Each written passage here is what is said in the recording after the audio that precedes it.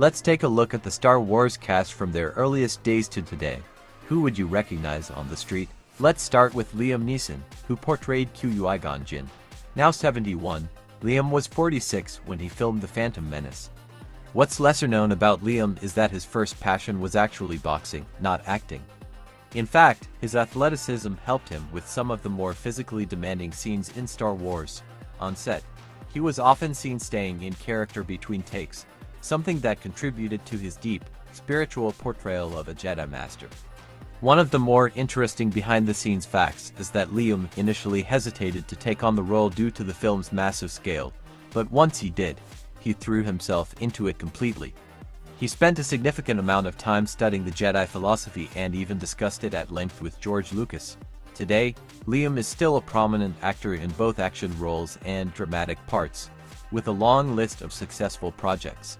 This is an odd play for the Trade Federation. We've got to warn the Naboo and contact Chancellor Valorum. Let's split up, stow aboard separate ships and meet down on the planet. You were right about one thing, Master. The negotiations were short. Next, we have Ewan McGregor, who played Obi-Wan Kenobi. Ewan is 53 now, but at the time of filming The Phantom Menace, he was just 28. A lot of fans don't know that Ewan trained as a ballet dancer early in his life, which helped him with his agility and the fluidity required for those iconic lightsaber battles. Off-screen, he's a huge fan of motorbikes, and during breaks from shooting, he spent a lot of time exploring the area on two wheels.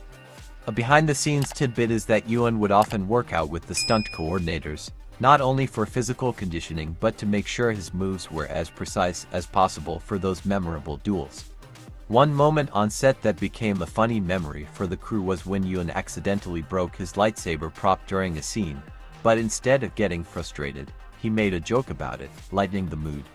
Ewan has continued to shine in a variety of roles, from Obi-Wan Kenobi in the series to his more recent work in Dr. Sleep. If they find us, they will crush us, grind us into tiny pieces, and blast us into oblivion. Now, let's talk about Natalie Portman, who portrayed Padmé Amidala. At 43, Natalie was 18 when she first brought the character to life. Before her breakthrough in Star Wars, she was already a gifted young actress with a background in theater. Off-screen, Natalie is known for being incredibly intelligent. She graduated from Harvard University with a degree in psychology while simultaneously working on Star Wars. On set, she had to endure hours of makeup and prosthetics, but it didn't faze her. She later spoke about how, in some of the more intense scenes, she'd have to dig deep into her emotional reserves, which often made those moments incredibly authentic. A surprising fact is that Natalie had some physical challenges during filming due to the elaborate costumes she had to wear, but she never complained, showcasing her professionalism. Today, she remains a force in Hollywood, balancing both blockbuster films and socially conscious projects with ease. Honorable representatives of the Republic, I come to you under the gravest of circumstances. Naboo's system has been invaded by the droid armies of the Trade. I object! There is no proof!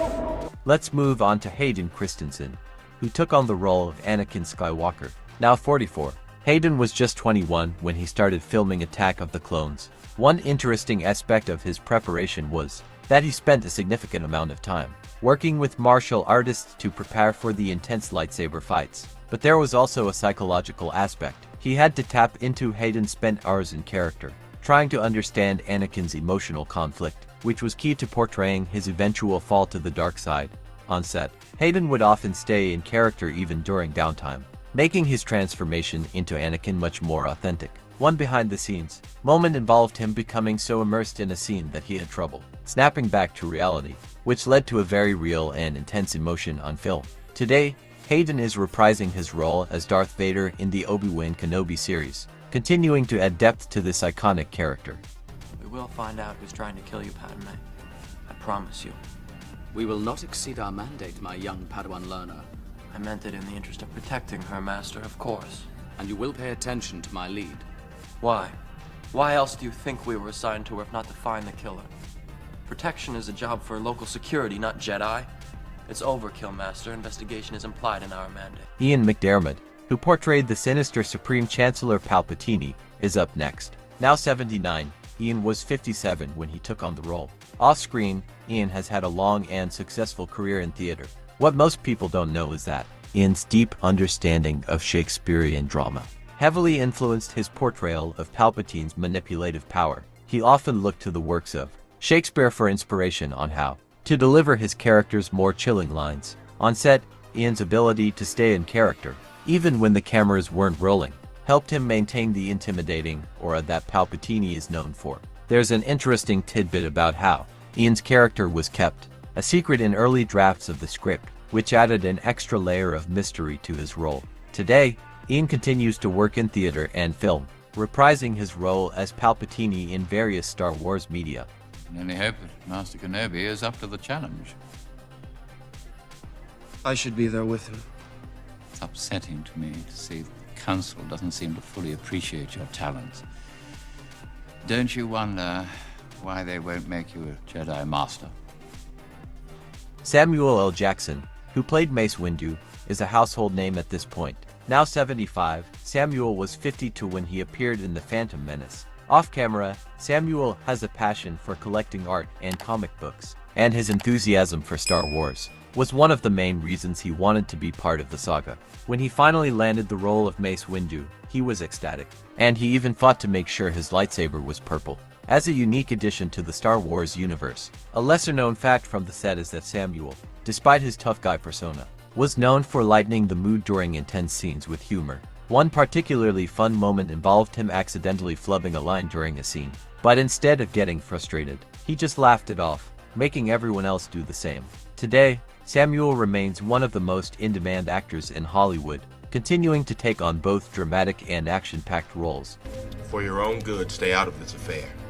I sense a great deal of confusion in you, young Skywalker. There is much fear that clouds your judgment. I must go, Master. No. If what you've told me is true, you will have gained my trust. But for now, remain here. Wait in the council chambers until we return. Finally, let's turn to Jake Lloyd, who played young Anakin Skywalker. At 34, Jake was only 10 when he filmed The Phantom Menace. What's fascinating about Jake's experience is that, before his role in Star Wars, he had no idea how big the franchise was going to become. On set, Jake was full of energy, often making the crew laugh with his youthful enthusiasm. However, the demands of being part of such a huge production did take their toll on him.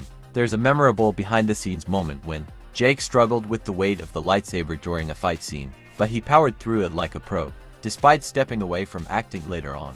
Jake's performance as young Anakin has remained iconic. These days, Jake lives a quieter life, away from the spotlight. What will happen to me now? Council have granted me permission to train you. You will be a Jedi. I promise.